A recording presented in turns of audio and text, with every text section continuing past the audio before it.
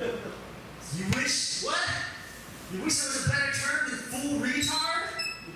Literally, you could have said anything that would have been better than fool retard.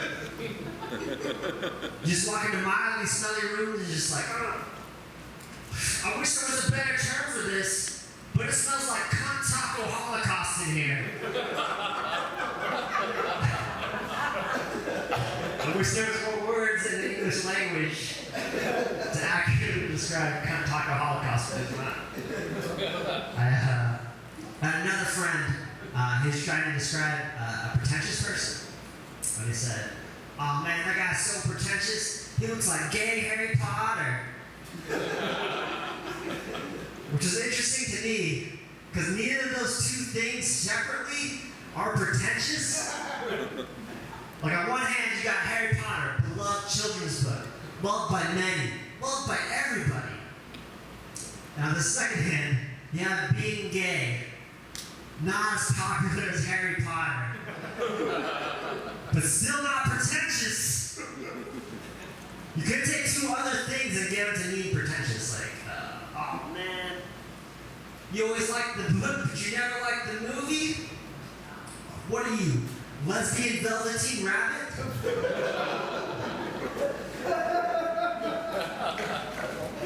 You don't consider video games art? Oh man, what are you, bisexual Dr. Seuss? So dumb. We're working on a couple characters, getting into theater, trying to become an actor. Would you guys like to preview a couple of these characters? Alright. The name of this first character is called Millennial Dangerfield.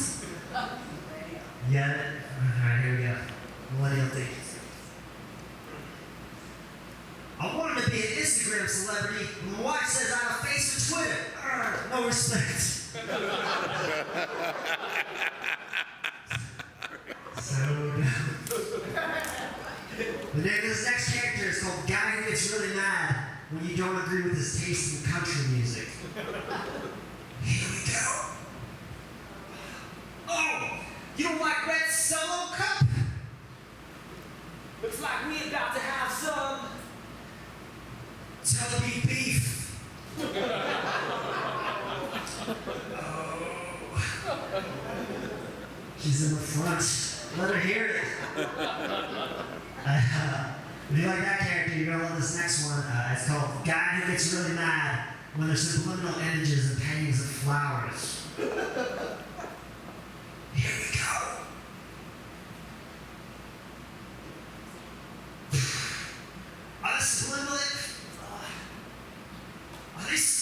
Are these subliminal images and these paintings of flowers? Looks like we're about to have some Georgia O beef.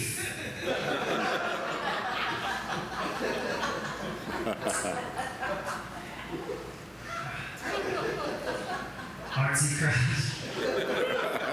Tonight, I'm from Oklahoma City. Growing up there my entire life, it's been a culture clash. For instance, I used to work at a Mexican seafood restaurant. Used to get complaints all the time. One time this customer came in and he said, this ahi tuna is mediocre at best. And I said, oh, I'm so sorry. I thought you had ordered the Asi tuna. I thought I had nailed it. So hard. I'm from Oklahoma City. I like the Thunder a lot. They're a great basketball team. I'm really excited about this year's team and also the concessions. I don't know if you know this, but they just started selling a chicken donut sandwich inside the arena. No, don't make that gross sound. That's like, it's delicious. Every time, like, I see a skeptic eat a chicken donut, it's like watching a homophobe suck a dick and like it. It's like, oh, I didn't think this was going to be good, but it's pretty tasty. I ordered this as a joke, but now I'm just totally cool with this for the rest of my life. Just kind of drunk one night. It's whatever. I'm trying to grow Kart tournament. That's where I'm at currently. Growing up. I kind of want to just leave you guys with this little bit of a story. I'm kind of a dense person in general. Like I don't pick up on social cues, which kind of sounds like I'm autistic. But the later it gets, or the drunker it gets, either or, I get even more dense. Like the other day, I was in Norman, Oklahoma, taking a girl home to her apartment, and she's trying to drop me the hint. And this is what she said to me, straight up. Hey James, if you're tired, you can come crash at my place tonight. I didn't catch it over my head. I was like, oh, I'm pretty tired. I think I'm just gonna go home to Oklahoma City and get some rest. That's what I said. She's trying to give me another softball, trying to give me another hint. She said, I'm about to cook some turkey bacon. If you're hungry, I think you should come in and get some turkey bacon.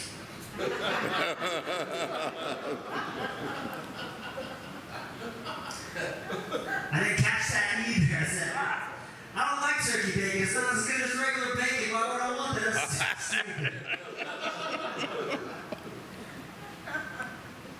One more hint. So, James, I'm about to cook some turkey bacon. I really think you should come in and get some turkey bacon. Oh, fuck. She's talking about turkey bacon. So I'm like, all right. So I park a car, get to her apartment.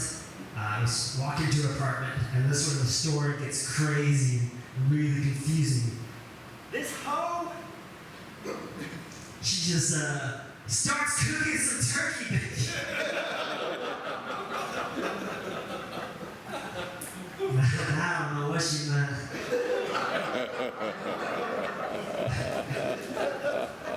I think that's my time. Thank you guys for listening to me. Give it up, everybody.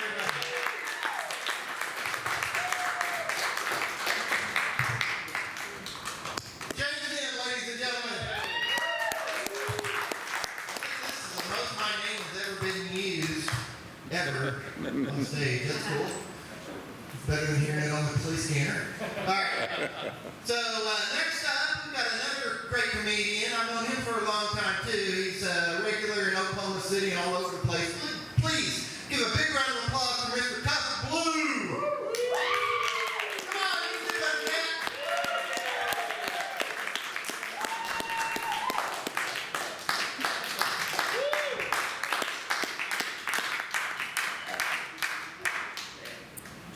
It's all good.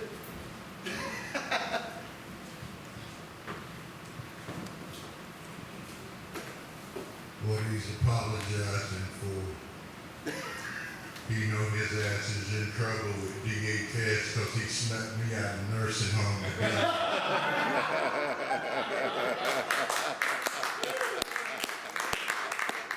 Taking all his money. That shit ain't funny. I miss bingo.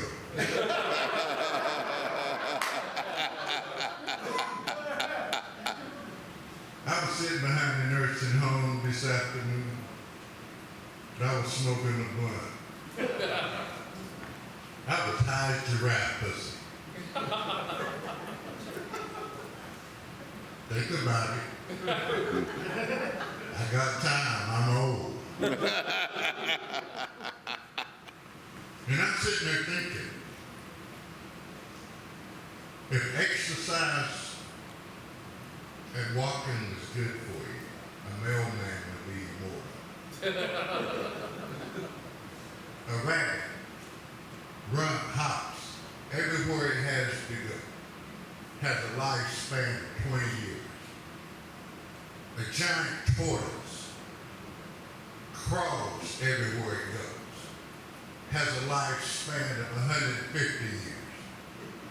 A whale swims all day, eats fish, drinks water, and still fat. Fuck exercise.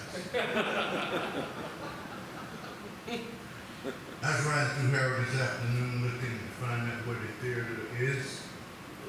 And I know this is not the place to mess around, because I saw a white woman with a t-shirt on that says, I have PMS and handgun. And underneath it says, any questions? But no, I got on the other side of the street. I was raised in North Carolina originally, and I noticed in Oklahoma people drive different. Everywhere else I've been, you come to a red light, green means go, red means stop, yellow means caution. In Oklahoma, yellow means fuck it, I can make it.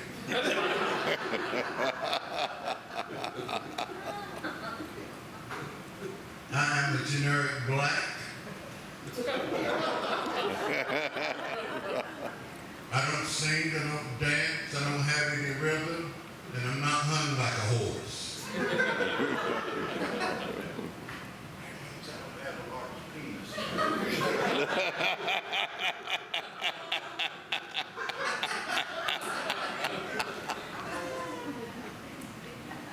I don't know how women come up with the theories they do about men. And they come up with some stories that are totally ridiculous. And I know all you guys have heard the old wives' tale. That you can tell the size of a man's penis by the size of his shoe. That's bullshit. I wear a size 11 shoe. If I had an 11-inch penis, I would not be in Harold, Oklahoma telling jokes. I'd be running down the street with the mattress on my back. I'd be screaming curb service. Another thing too, when I first came to Oklahoma, I was here for a long time before anyone told me that Grams was not a black club. That shit wasn't funny when I walked in there. I learned the two-step real quick. One step in and one step to get my black ass out.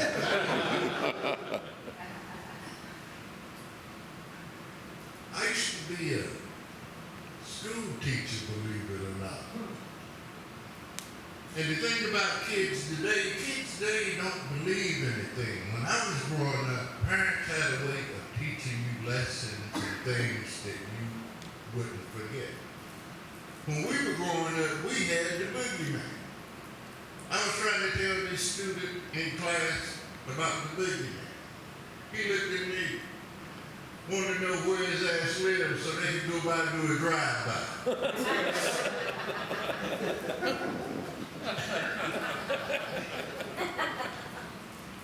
Oh my goodness. This is different. I feel like a fly in a bowl of milk. Oh no, milk's good. Don't get me wrong. I love milk. It just gives me gas.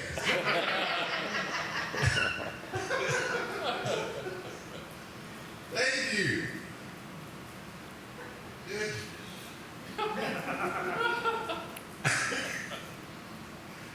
It's good to be in Harvard, though. It really is. It's good to be anywhere at this age.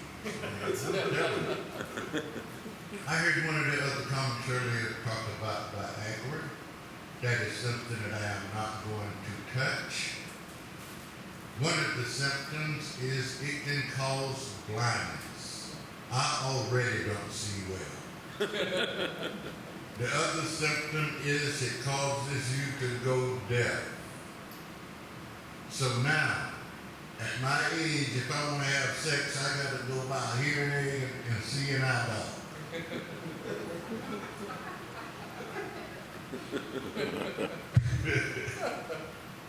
And the thing about Viagra, the only symptom I like about it is like the 4-hour erection, where they tell you to call a doctor if you get a 4-hour erection. I am not calling no doctor. I'm calling a porno producer.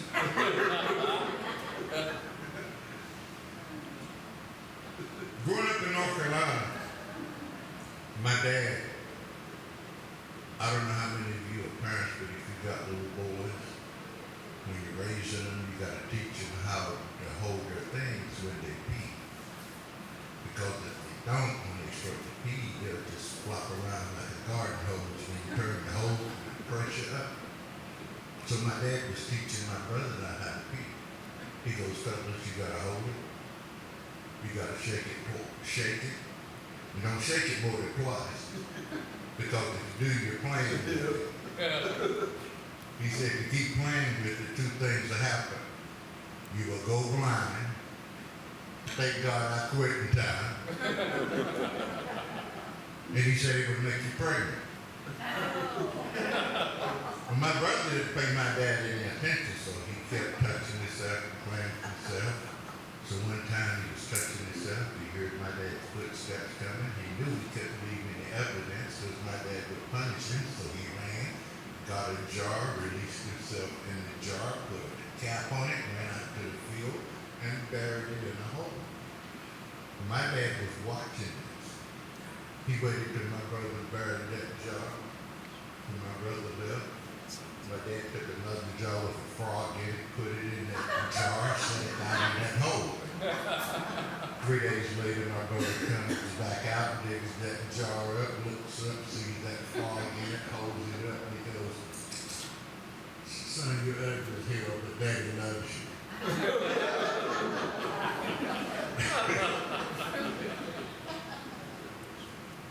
Now, run to that side of the room and explain it to him.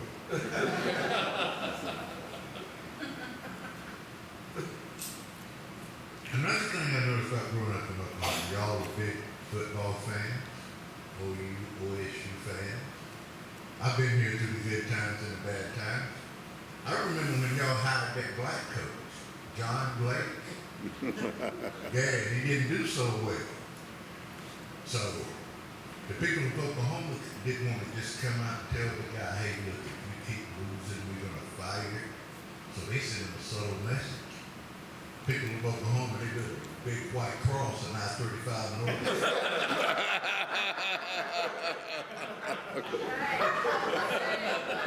Think about that shit. That son of a bitch resigned because he knew if he lost one more game, y'all was going to lie it.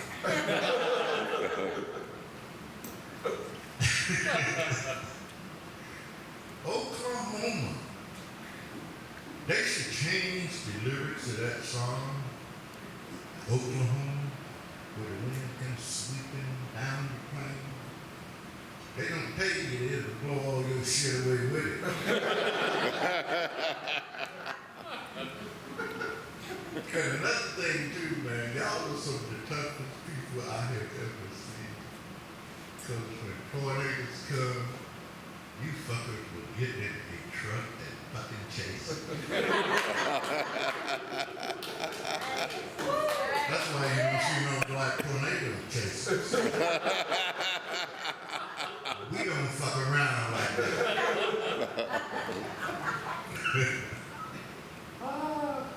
It's really good to be here. Thank you for coming out. This is all about Stan Silliman. It's all about Stan. And the fun part about Stan is traveling. It wasn't necessarily fun, but if you were in a car with him, you couldn't get away from Stan anyway. So you had to learn something. So you know what I mean? And boy, you want to get an interesting conversation. You put a black guy and a Jew in the car together. Man, we solved the problems in the Middle East a lot of times. I did learn 3 things from Stan, though, that helped me out. I learned that you need to be who you are, say what you feel, because the people that mind don't matter, the people that matter don't mind. I also learned from Stan, 3 people can keep a secret if 2 of them are dead. And the final thing I learned from Stan is that the early bird may get the worm, but it's always the second rat that gets the cheese. Thank you.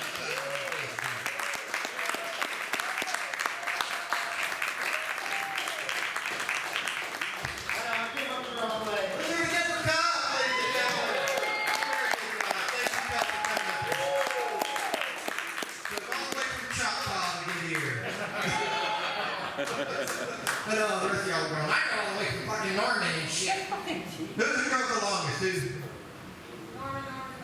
Norman. This sounds like a commercial. All right, well, we're going to keep this show going. Please, let's give a big round of applause to your next comic, Lenny Van Horn, ladies and gentlemen.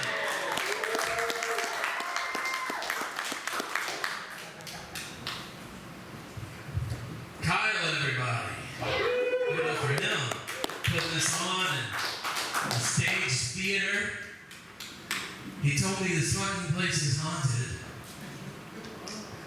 He said the ghosts have been here a long time, and they all sit in the front row.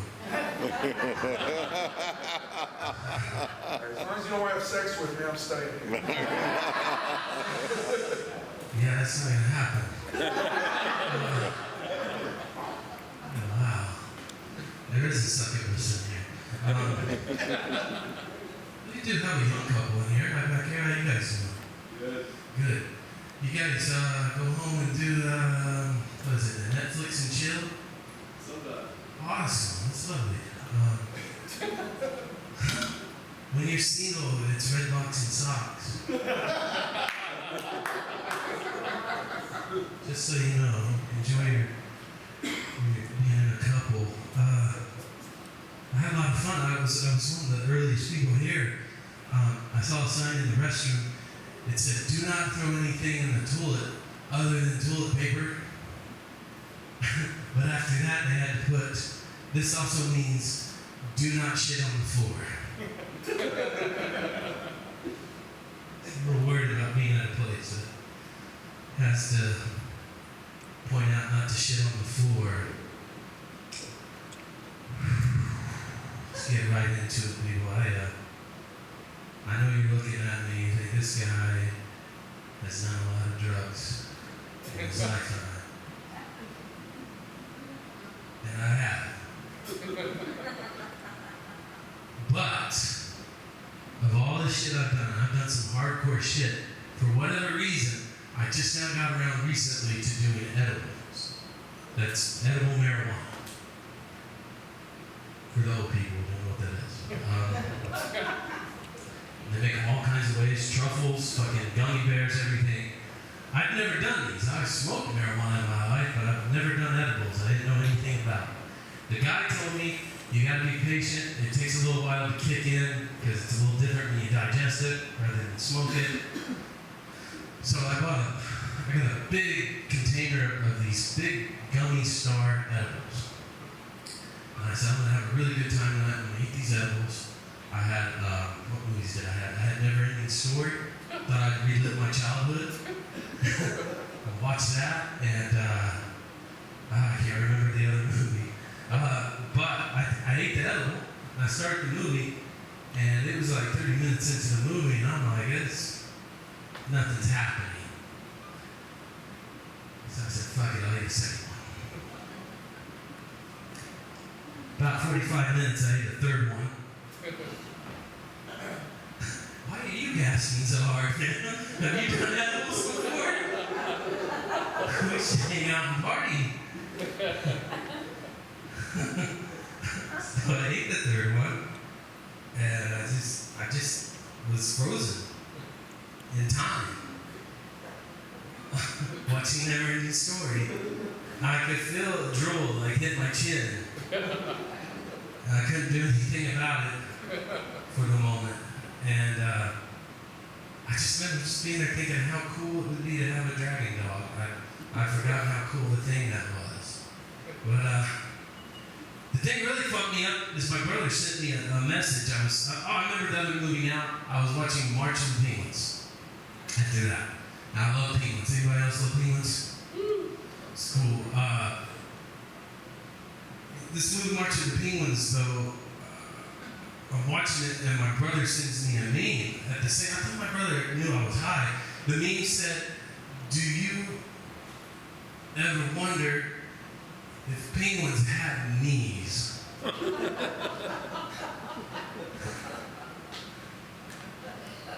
Now I do.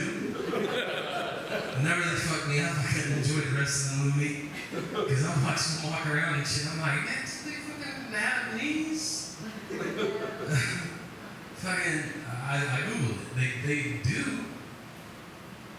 Why God would give them knees and they don't use them? I don't know, but man, if this set does not go well after me and the lady here and Mark Twain, we're gonna go fucking eat some edibles. Okay? Fuck it. I'm a little high right now. I think this is Mark Twain here tonight. I'm really not enjoying my comedy. Fucking shit. So yeah, I'm wondering about these penguins, and you know, they kind of walk like that and shit, and I had to think fucking Morgan Freeman had to really go crazy making that movie, narrating that, you know. Do you guys even have knees? I don't know. Did I tell you single people, they don't watch Netflix and chill, they jack off the red box? Did I already talk about that? That's what single guys do. They can't Netflix and chill if they don't have a partner to do it with. My mother, God bless her, she just had a major operation and she's better now. We're really worried about it. Thank you. Thank you. Thank you. Her tits look amazing. And, I really didn't know how it was going to go, but they just look great. Real happy for her. My mother's very straightforward though. She says crazy things to me sometimes. I saw her the other day and I had a hangover. And she said, what's wrong? I said, I have a hangover, Mom. She goes, well, did you take some leave? That's like her cure-all for everything. Like, Mom, yeah, I took some leave. Well, it didn't happen. She goes, did you eat some greasy food? I said, yeah, I said. She goes, did you masturbate? Like, Mom, come on. Really? You asked me that? She goes, oh, I'm sorry, son, that's right. You said you had a late night and you were out drinking. You probably had a whiskey dick. Whiskey dick is where your dick doesn't get hard and you can't do anything with it. Put that in a Tom Sawyer novel. Fucking shit. I drove in here and seen a bunch of trailer parks and it reminded me of my family. And some of my cousins. This is how fucking white trash and out of touch white trash some of my family is. I went to my cousins, or I went to my aunt, and my cousin's living there with my aunt, with her boyfriend upstairs in the basement. She runs downstairs and she says, hey lady, I got some great news. I was like, you going back and getting your GED? You know, she's like 19. She's like, yeah. Go, your boyfriend's got a job? You got a job? No. You guys like moving out of my aunt's attic with your 2 kids? No, I'm having another baby. Fuck.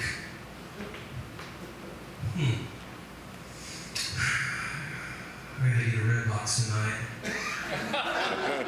End this night on a good note. Tell you what, I'm gonna wrap it up. I'm gonna end it on this. Did you guys have a nice Halloween? Yeah. A friend of mine thought he'd be clever and try to make fun of me on the eve of Halloween. He said, Lenny. And I was really high when he said it. He said, Lenny, I was going to be you for Halloween, but I can't fit 7 dicks in my mouth. Just high, I was like, you trying to fit 7 dicks in your mouth? No, that's not what I meant. Well, how many could you fucking muster?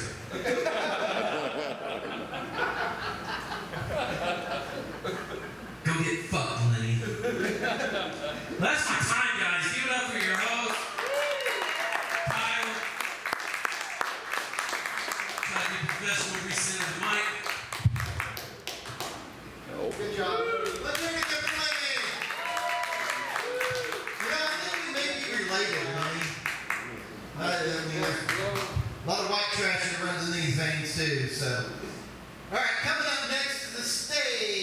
ladies and gentlemen. He's already up here, so I better bring him up real quick. Let's have a big round of applause for Mr. Michael Mann.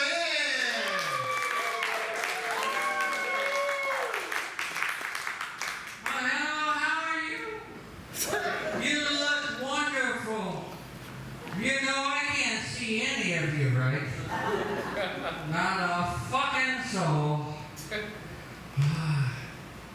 My girlfriend came up to me the other day, all bent out of shape. Just because she has scoliosis. Now, I told her to keep her chin up.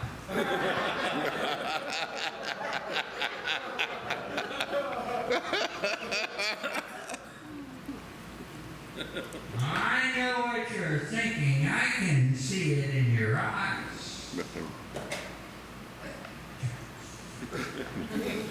But it's not heroin or cocaine or meth, mostly. I have muscular dystrophy, and I make no bones about it.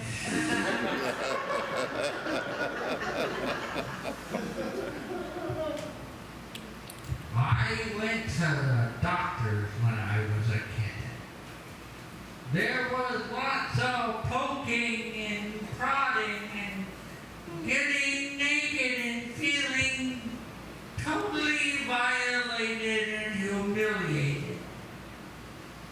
And it turns out I didn't even need reading glasses.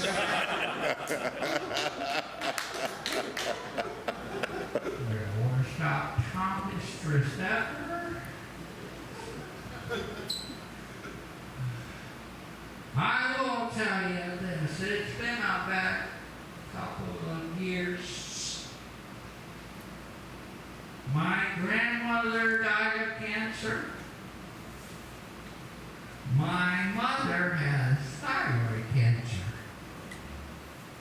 And my father was just diagnosed with stage 4 colon cancer. You know what that means, right? Sooner than later, I'm getting the house to myself.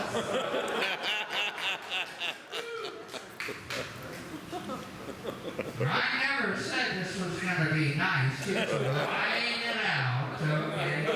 It's like prison sex. It happens, and we roll with it.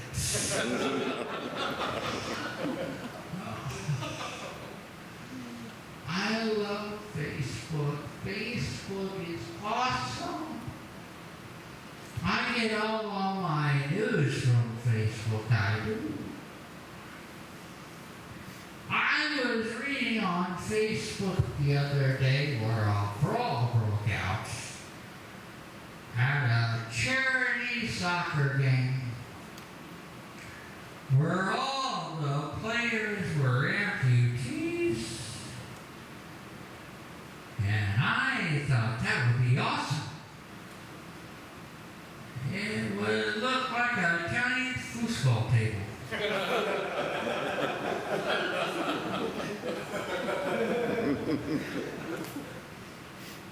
I read on Facebook where Angelina Jolie and Brad Pitt are getting a divorce. Did you read that? Yeah. You did? Great. I got nothing.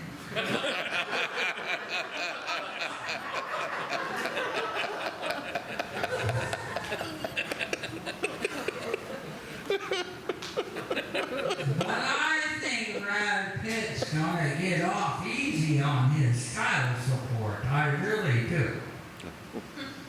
You know, for less than the price of a cup of coffee, that's less than 50 cents a day. I can afford to adopt his kids.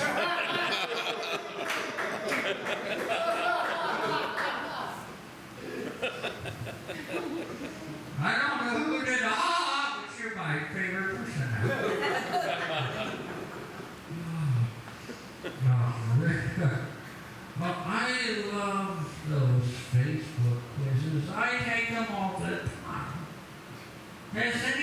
else taken any Facebook quizzes?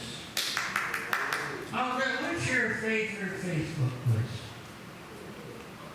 You fucking clapped. Are you looking for phone? What's your favorite Facebook quiz? Probably the Rocky. What? Rocky trivia. Are you fucking retarded? No, I'm sorry. I didn't mean to say that was just really stupid. I'm not saying you're stupid, but that was really fucking dumb.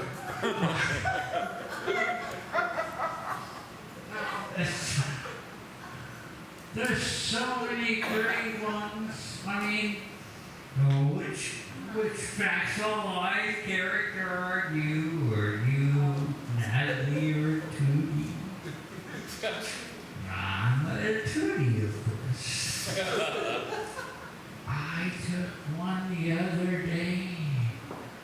Which David Bowie are you? Are you the Thin White Duke or Ziggy Stardust? I took that quiz and it turns out I'm the one that doesn't suck cock.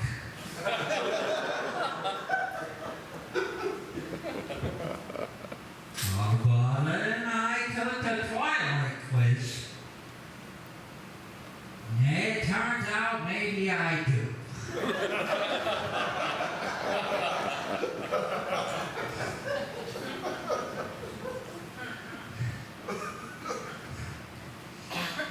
My phone is actually going off right now. Oh, the fuck is are you serious?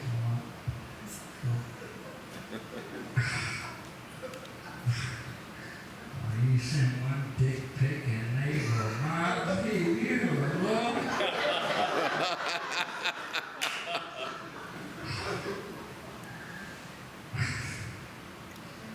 Listen, Mom, I'm a little busy right now. She's so neat, huh?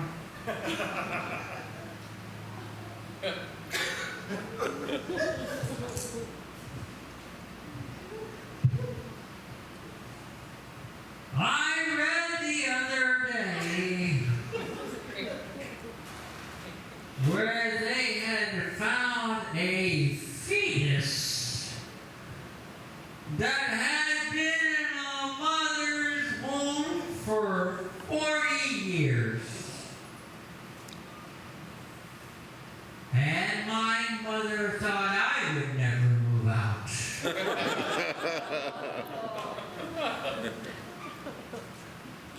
You know what they say. 9 months trying to get out, the rest of your life trying to get back in. My mom's hot. It's an incest joke, see, my mom's hot.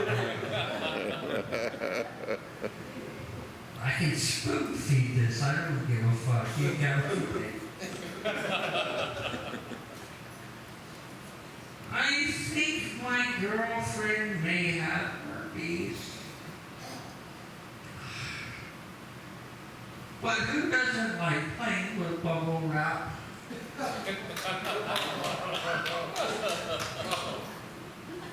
If you're clapping at that and your date's not, you're on the wrong date. I'm going to end with 2 more jokes because I lost you 7 jokes ago.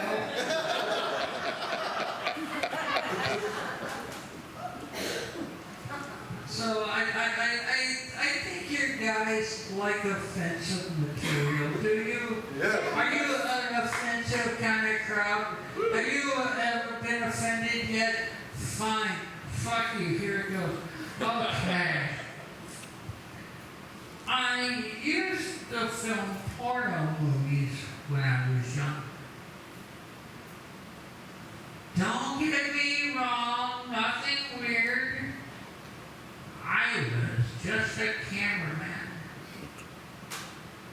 But this day, people ask me, Michael, have you ever filmed anyone we've heard of before? I'm like, I don't know. Do you listen to Amber Alerts?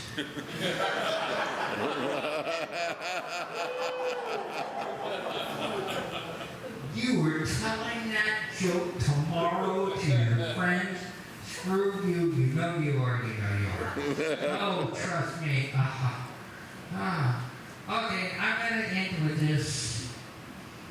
And it's probably the most offensive joke tonight. I love Stan Silliman, and that's why I'm here. You have a good night.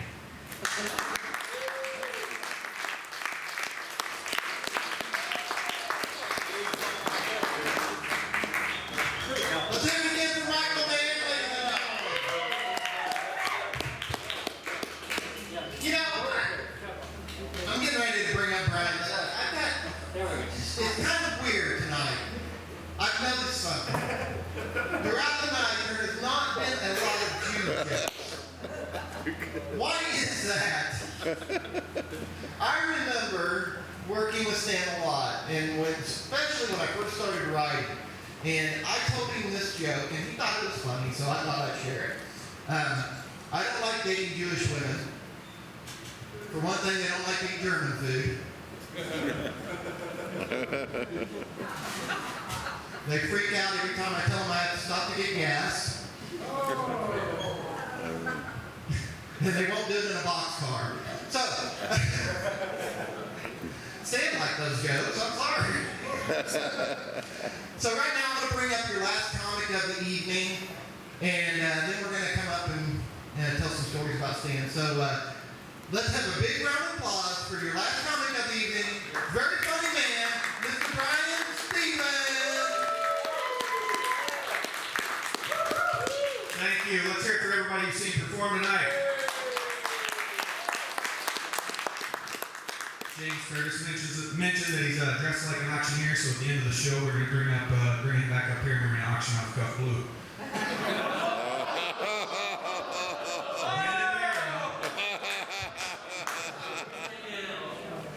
This is a first for me. I've never performed with an infant in the audience. That's awesome. I noticed he had to leave when Brad Chad was up here taking off his clothes. Which saves him from having to register with the state and introduce himself to his neighbors. How about a quick hand for Kyle putting the show together? I love doing comedy, especially when it's for a good cause. In fact, right now I'm in the middle of planning another benefit show to raise money for the victims of the tornado that's going to hit more next spring. It's got to happen. They got to skip this year. We're getting pounded next year. Every couple of years, that town gets annihilated. The residents get on TV and they always say the same thing. I'm going to rebuild. I admire your spirit, but maybe it's time to relocate. I survived 2 F5s. No, the first one was an F5. The second one was an FU. You should move. I live in South Oklahoma City. A lot of people look down on the South Side, which I don't understand. It's one of the nicest, safest areas in all of Mexico. It's got to be part of Mexico. The fucking flag is everywhere. There are advantages. There's hardly ever any traffic. They all ride in the same car.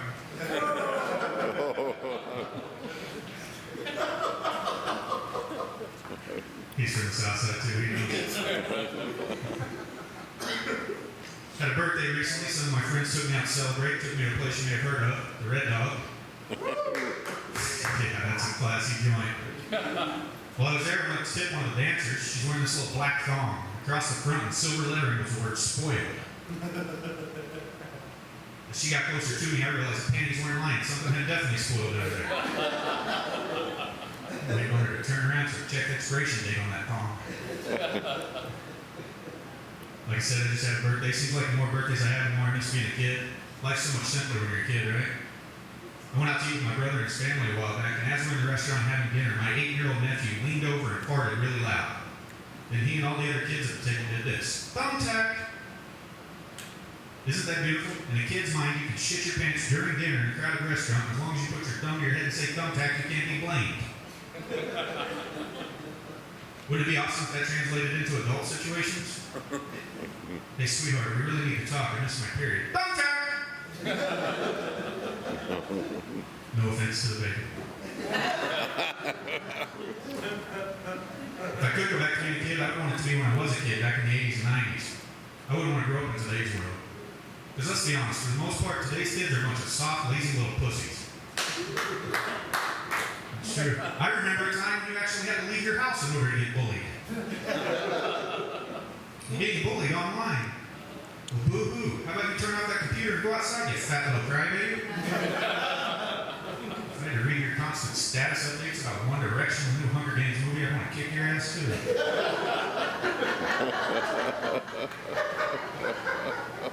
I can just imagine what my status updates would have been like in 1993. Went to the movies with Heather today. Mrs. Doubtfire sucked, but Heather was cool. She made my fingers stink. Hashtag loving third base. Tell you something I don't miss about being a kid, that's that evil little ritual they did at school every week to find out who the poor kids are. They call it show and tell.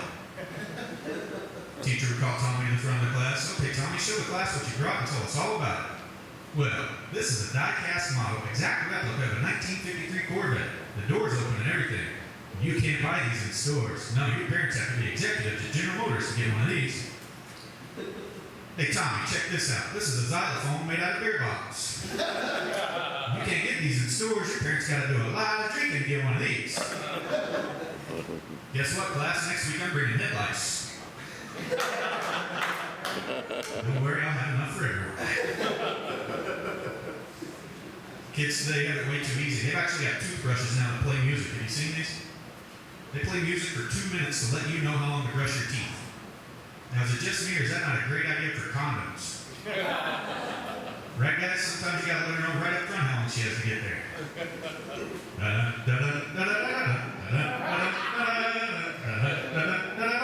Pop goes up. I'm kidding. I try to make sure my wife gets an orgasm every time.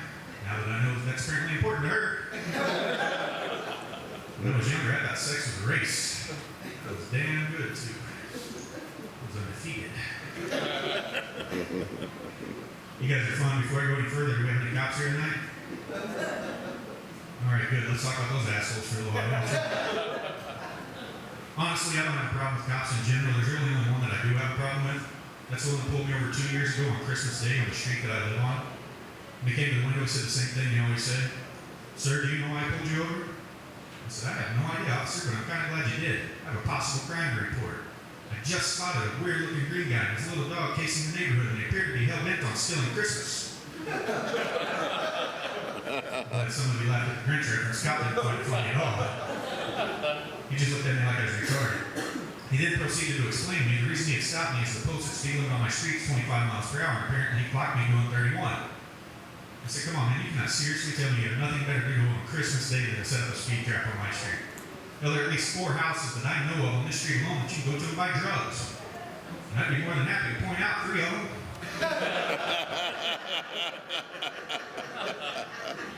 Now I realize speeding is technically a crime and it's his job to fight crime. This cocksucker wrote me a $186 fine for doing 6 miles over on my street on Jesus' birthday. You have any idea how much weed I can sell in the next 2 weeks just to pay that fine? Alright, prevention my ass. We have any pot smokers here tonight? Besides Lenny? How about this? Anybody think marijuana should be legalized here? I agree, but I think they should do it on one condition. You can't get high at work. You can get high anywhere, anytime you want, as long as you're not at work. Seriously, can you imagine what this world would be like if everywhere you went the employees were high? Imagine going to a fast food restaurant. What's up, bro? Welcome to McDonald's. Hey, just so you know, we're all at ice cream. And cookies. And pie. Imagine going to your doctor's office, the doctor are high. You're in the waiting room reading High Times because that's all they have. Doctor finally calls you back. What's up, dude? What seems to be the problem? I'm just feeling a little under the weather today, Doc. Oh, that sucks, bro. Hey, you want me to put my finger in your butt? Oh, come on, man. You know what they say. It's not gay if it's covered by your copay.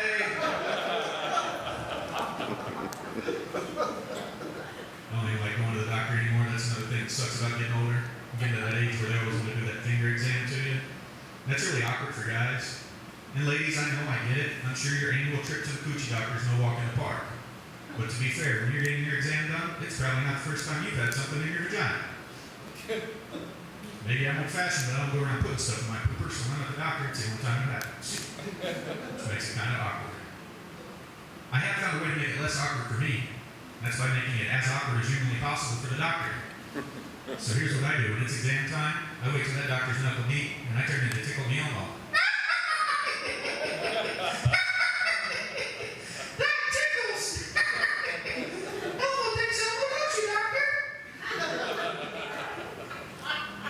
Apparently my doctor has a sense of humor. He caught on the Sesame Street theme. He's standing behind me going, one finger in your butt. Shall we go for two? All right, but you're gonna have to wait for copay. Fucking Obamacare. Here's what I love about that joke. Not everybody laughed at it. The next time you're sitting around watching Sesame Street with the kiddos, you're gonna be thinking about me. With the finger in my butt. Something strange happened to me recently. I was at the gas station filling up my truck. This black guy walks up to me out of the blue. He says, "Hey man, I bet you're one of those Aryans, aren't you?"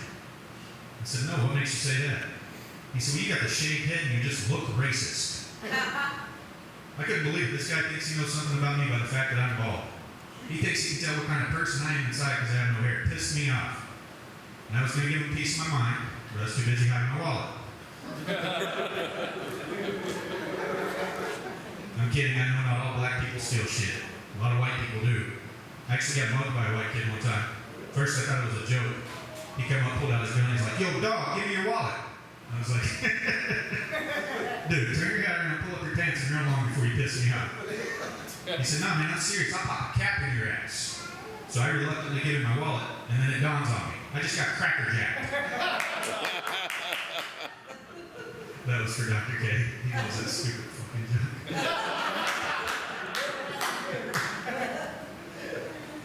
Hey, why is it that we have a Surgeon General's warning on alcohol, cigarettes, even chewing tobacco? But there's not a warning label on the most addictive thing known to man, the vagina. Think about it. Cigarettes, snuff, vagina, all highly addictive. And all have been known to cause bad breath and an unpleasant odor on your fingers. If there were a warning label for the vagina, here's what I think it should say. Warning, the vagina is highly addictive and has been known to cause the following: unwanted pregnancy, marriage, divorce, loss of assets, mood swings, jealousy, depression, thoughts of suicide, rapid pulse, irregular heartbeat, premature ejaculation, loss of free will, stained sheets, alcoholism, nicotine cravings, and feelings of inadequacy. Discontinue use and contact your physician immediately if you experience any of the following: warts, sores, burning sensation, itching, or drainage. The vagina is designed to be self-cleansing, however the use of soap is still strongly recommended. The vagina has been known to disappear completely shortly after marriage. Use the vagina 2 or 3 times daily. If you're able to take it 2 at a time, it can be quite fun if you can pull it off. I gotta get out of here in a minute. Who's drinking tonight? That's cool. I personally don't drink, but most of my friends do. And I like to hang out with my friends when they're drinking because I'm the only sober one, so the next day I remember all the stupid shit they did the night before. Not only am I there to witness and remember, I kind of feel like it's my duty to remind them of the stupid shit they did. But I don't just tell them about it. That's boring. I like to have fun with it. Like maybe wait until we're in front of a large group of people and then call them out on their drunken shenanigans. Like, "Hey Cliff, you remember that party we were at a while back? Oh, you know, the one where you tried to hook up with that girl Stacy. Well, it turns out Stacy's real name is Steve. Which I knew, but you didn't realize till you round at third base, found that Louisville slugger blocking your path to home plate. Well, lucky for you, you had a sober friend there with you that night. Not to stop you, but to take pictures. Which can now be found on Facebook. So without my quick thinking, sober mind, that moment may have been lost forever. You're welcome, buddy. And that, ladies and gentlemen, is how I deliver a wedding toast. Cliff and Steve have been happily married for 5 years. Sometimes my friends get drunk, they tell me stuff they probably shouldn't. I was out with a buddy a while back, he started a little buzz, he turns to me and says, "Hey Brian, What's that called? When my wife goes down on me, and then right afterwards gives me a kiss, and spits a little bit of it in my mouth. There's a name for that, right? I said, yeah, man, there's a name for that. I'm pretty sure most people would call that a fucking secret. That's my time, yes.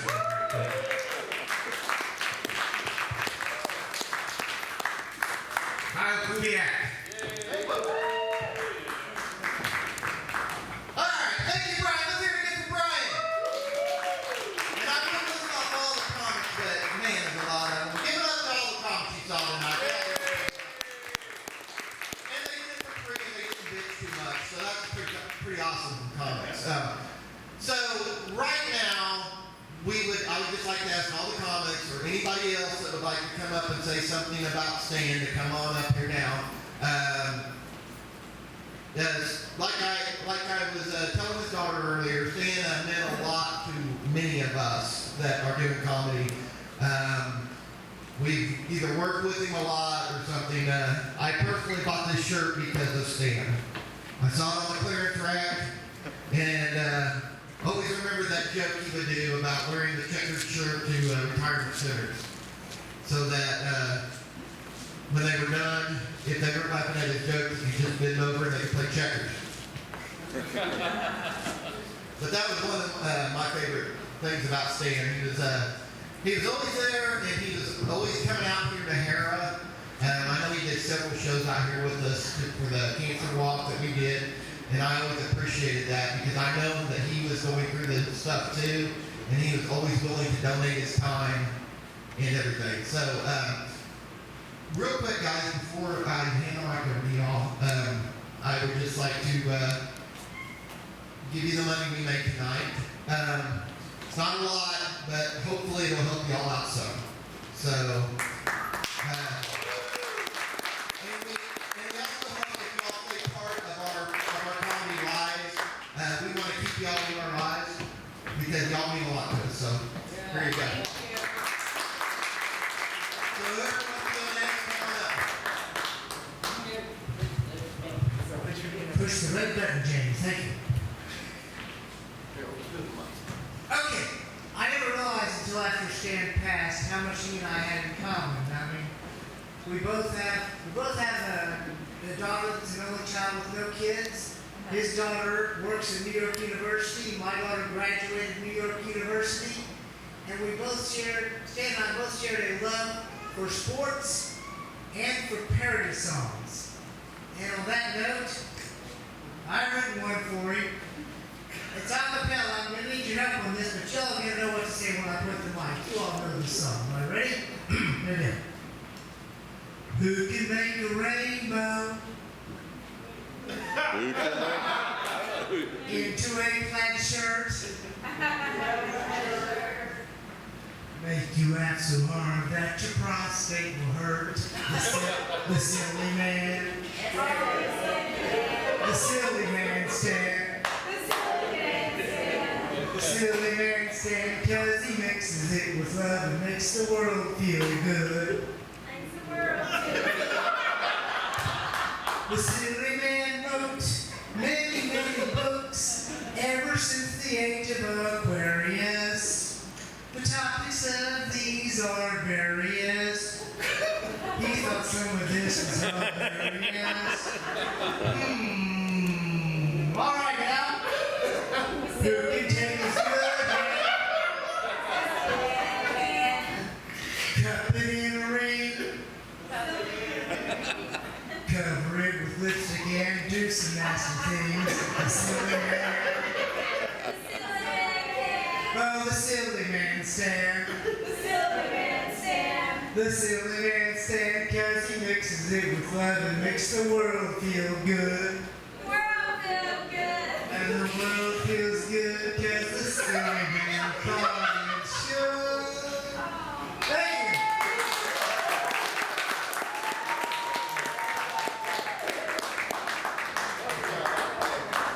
Okay, some of you know, I knew Stan, I guess the longest maybe Cut Blue also, because he was back in the day too, like 30 years, but I got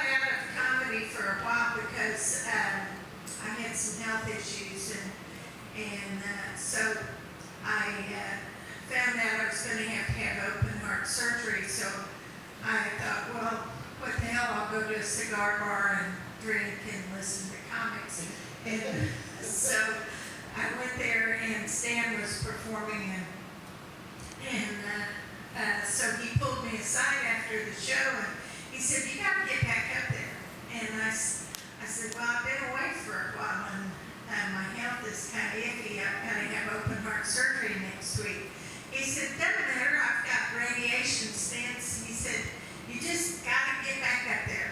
You got it." And so I went back up there, and it was like 2 days after I had a pacemaker put in, and I went to the open mic with my arm in a sling, and Brad Chad Porter was managing, and I had a set of jumper cables with me, and I handed one end to him, and I put the other one on the mic stand, and I said, "Now this, just in case, I had a pacemaker put in the day before yesterday, so it got me back into it. It's been great meeting up with old friends and new friends, and nothing better than making people laugh, which is what Stan was all about. The good part about Stan living as long as he did, he managed to make it to the age where his ball sack just barely touched the water when he sat down.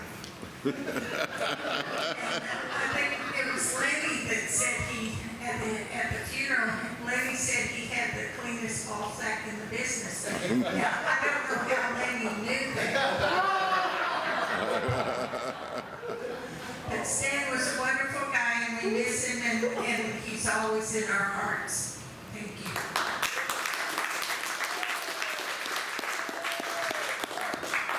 I met Stan pretty much immediately after I started doing stand-up comedy.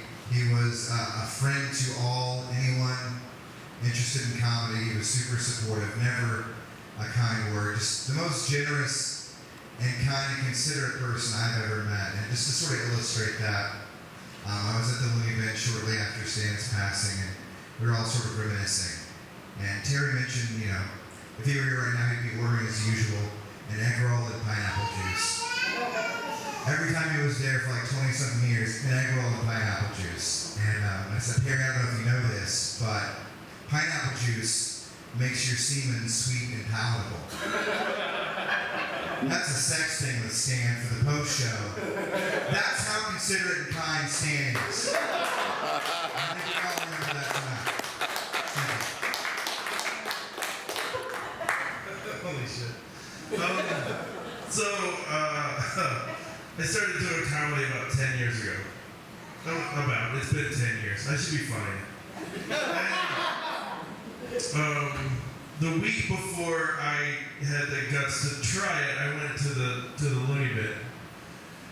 Just to kind of scope out the open mic night, because I figure if there's at least one of those dudes that's clearly not as funny as me, then I'll try it. And I know then that I'm not the worst person at this in the whole city.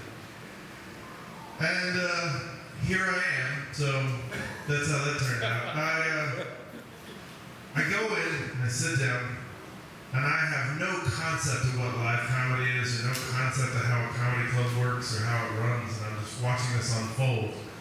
So there's this parade of terrible comics, and then there's this old guy hosting the show, and he does 10 minutes of abortion jokes. I mean 10 solid minutes, like every second of 10 minutes of jokes about nothing but abortion. And the crowd was horrified. The audience was in a hush, in a reverent hush for his soul. And I was cackling so hard, I couldn't catch my breath. It was the funniest thing I'd ever seen. And I was like, I'm doing this forever. I'm doing this. You get to just do it, and if it doesn't work, you can just keep fucking saying stuff. This man is my fucking hero. I love him. Oh, I love him so much. I've got all of them memorized. I have 10 minutes of abortion jokes. I'm gonna whip them out someday. They're building an abortion clinic in Yukon called Canceled Checks. Yeah, that was in there. Because you get to 4 minutes of abortion jokes and you start thinking to yourself, how many different ways are there to say this? Really? 6 more minutes worth. 6 more minutes worth. So that was my very first live comedy experience. And I come back a couple weeks later, I do a set, it's terrible. I don't do comedy again for like a year and a half because it's hurt me on the inside. I come back, we're talking 3 years later, I've been doing comedy a while, feeling my Wheaties. And I'm talking to a guy named Rob DeVille, who's not here, thank God. Terrible. Just the worst. And so he tells us this story. One night, we're all at the Looney Bin, and Stan Silliman comes up to me, he's hosting, and he says, hey Rob, what do you think, abortion or sports? And Rob DeVille says, abortion. And he goes on stage and tells 10 minutes of abortion jokes. And the audience hates it. And then he comes back, turns to Rob and goes, shit on sports. That's it. That's the whole story. That's the whole story. Stan Silliman acted like comedy was in his blood. He acted like it was the only thing that he was ever born to do. And having been somebody who turns to it later in life, God, I wish there had been 20, 30 more years of Stan Silliman jokes. That dude was a comic in every single way. And things still aren't cool, things still aren't right, but someday we'll get better at it. Thanks. Yeah.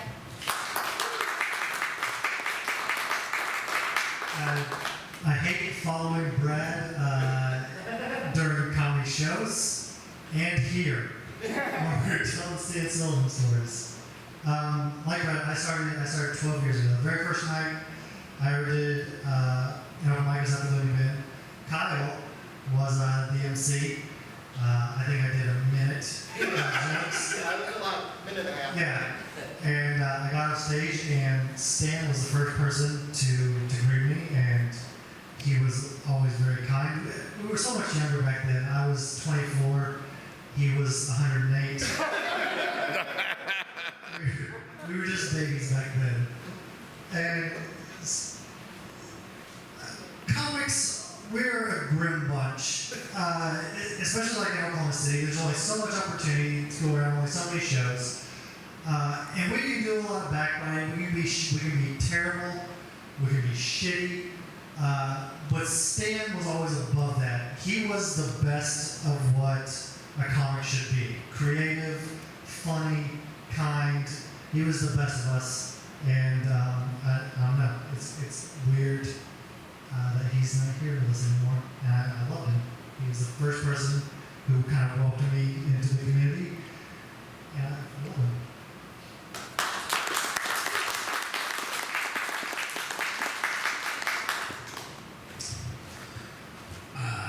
Just like he said, we all miss him.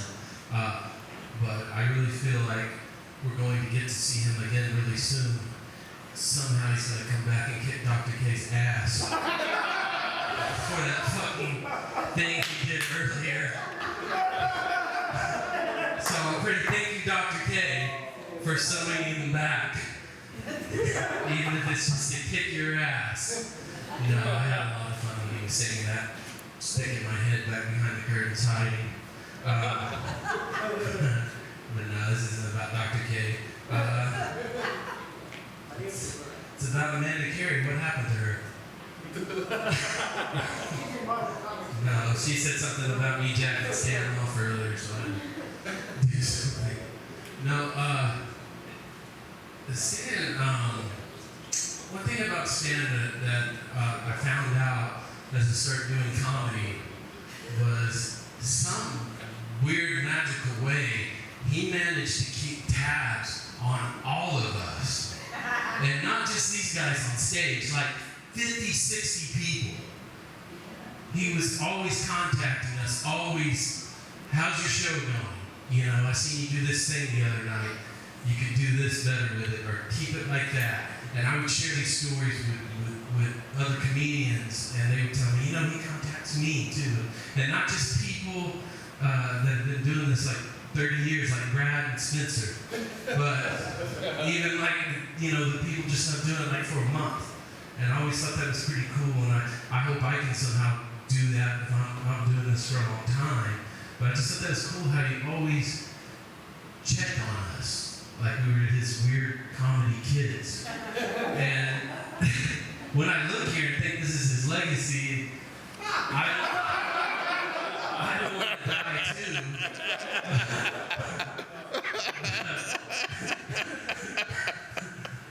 But we all miss him, we all love him. And right, not long before he passed, me and him were in talks. I had written him a part for my movie where he played my uncle, and I was just really excited about it. He was really excited about it. We were talking about the dialogue and what we could do.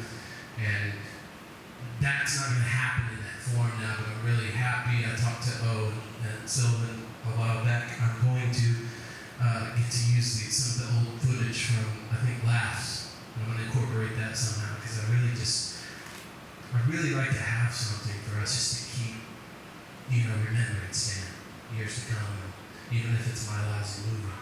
But anyways, yeah, I don't know what else to say. Yeah, I miss him a lot, and I'm going to be the only one that's probably going to hand the mic to Mike.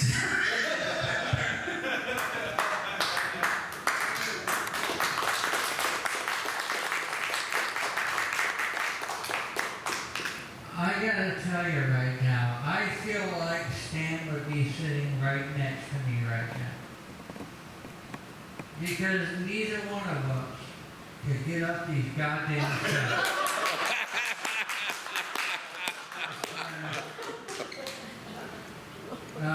I'll tell you about the first time I met Stan, and this is a legitimate thing, because there was a little bit of jealousy. I was at Othello's, and if anybody knows anything about Othello's, it's kind of a comics place. You go there, you sign up, you get there at 6:30, you get off the freaking stage at 1 in the morning, depending on where you draw. And I'm there, I get there at like 6:45 because I'm borderline retarded and I don't know how it works. And I go there and I draw, and Stan walks in about, I don't know, 9:30. And they go, hey Stan, when do you want to go up?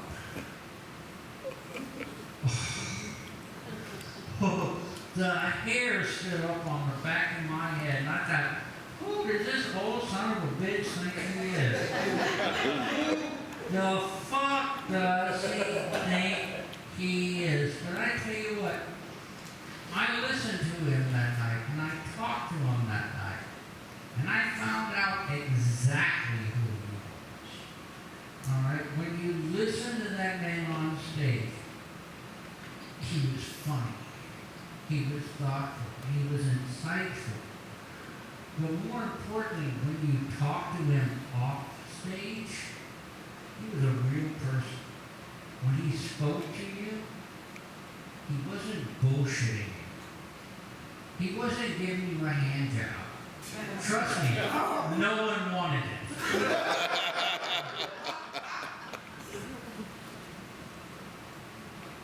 I never met many genuine people. I met a few in my life, and I can't stand as one. And his passing, I didn't think was going to hit me as hard as it did, but it did. And I will say this, as cheesy and fucking trite as it sounds, but I'm a better person having known him. I'm a better comic and a better person. And all I got to say is, thank you, Stan. Love you.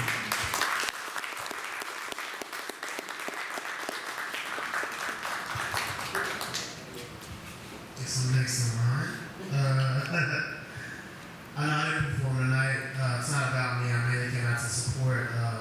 friends, my comedy friends here tonight. Stan was a big part of all of us, his family, of course. You guys are beautiful. I think I look at each comic tonight and I can kind of see like a little bit of Stan in each and everybody, just different styles, and everybody had a little bit of Stan. Just because he was, I guess you could say, the godfather of comedy as far as OKC. He really was. I don't have a whole lot of jokes, so I probably won't get a lot of laughs. It's okay. I didn't really plan on doing jokes or cracking jokes.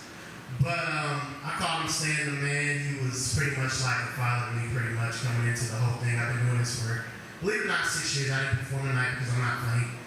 So I didn't want to bore you guys for like 5 to 10 minutes. That would be horrible. We want you to stay awake, so I didn't want to perform tonight. But I've been doing this for 6 years. Stan was one of the first people I met at the Looney Bin a long time ago. I remember shaking his hand. I talked about his hand earlier. You're right. Nobody wants those hand jobs. I remember shaking his hand, and I was like, "This is the stiffest hand I've ever felt." Like, now, I'm starting to. It's been a few years, and I don't get laid nowhere near as much, and my hands are kind of getting that stiff. So that's how I remember Stan. My grip is just getting that much stiffer. But I love him, man. I love him. I remember when I first met him, he told me, the main thing he told me to just, he was like, relax. Just, with that hand, he said, just relax. Can't remember if it was left or the right one, I just know it was said. Just relax. And I took that to heart, man, and it just kind of brought me down. And no disrespect to Stan, but I was like, if this old man can do it, I can too. So most definitely, man, he's been a very big part of me. The reason why I drove all the way from the South Side here after work on the first place.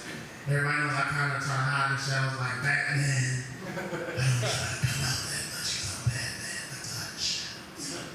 I don't normally make too lot of comedy shows. I'm trying to do better on his behalf because I know that's what he would want, or maybe he really wouldn't care. But anyways, man, I love him. He had some jokes that he told that really stuck with me that I just kind of still like reminisce on. And he was like, I know a lot of you can't believe I'm still up.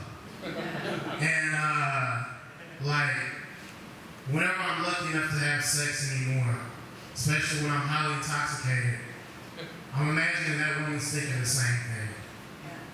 Because I can keep going and going like the Energizer Bunny if I've had enough alcohol. So, exactly. See, that's why I didn't perform tonight. That's exactly why I didn't perform. That's what she would have got. That shit is horrible. But Stan, I call him Stan the Man because he's the man. And like Dr. K said, the silly man, I'm not doing any songs tonight. But yeah, he's a silly man. So much love to him, much love to everybody who's out here tonight. And seeing him, just one more thing, and I'll pass this mic on. I don't want to bore the shit out of everybody. I'm just making this like it's a funeral request here. But anyways, like, seeing him, he let me know that it's never too late. It's never too late to do comedy, man. At his age, just to see how long he did it.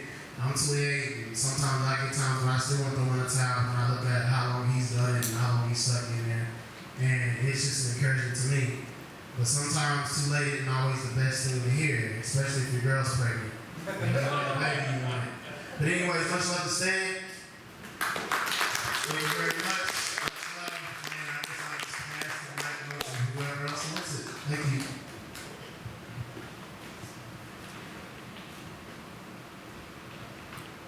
For all you fuckers standing for the auction, we take cash.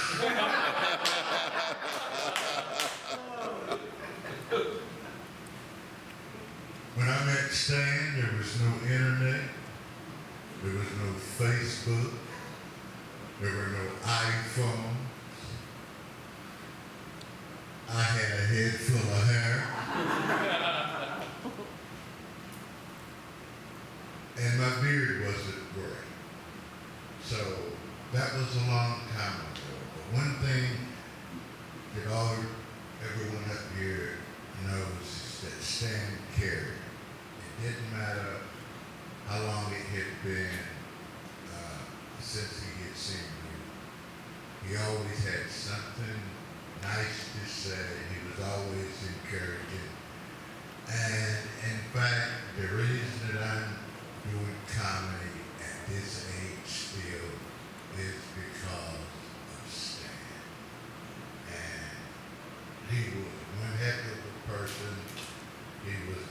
consummate professional. And he taught me a lot about comedy, and one of the things that he taught me is the responsibility that we all carry when we step on the stage and grab a mic. So for that, I will always be thankful, and I am blessed to have known you. Thank you.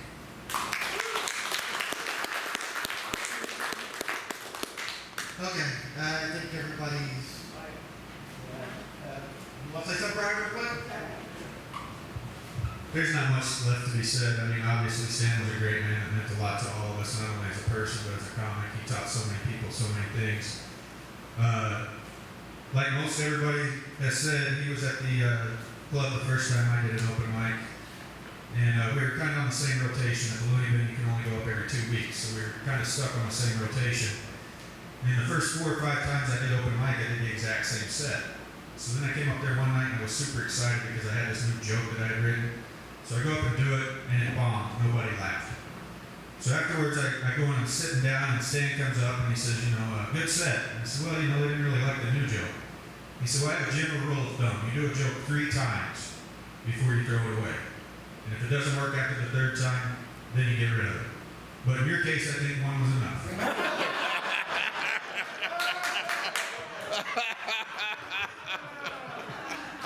And, he was just very genuine. He would tell you what he thought. And like everybody here, I'm going to miss him greatly. And he meant a lot to everybody. And that's all I got.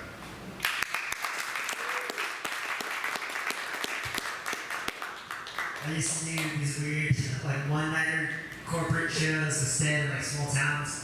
And, like, he would never let me drive, so we'd be speeding down the highway with his gift-ass hand. Going to these small-ass towns to perform for these people. And I don't know what they thought of us, honestly. It's like, who's the fuck is this old Jewish guy? Is this his nephew? I don't have much to say. Yeah. I'm not gonna do that anymore, I guess. I'm gonna miss it a lot. Alright.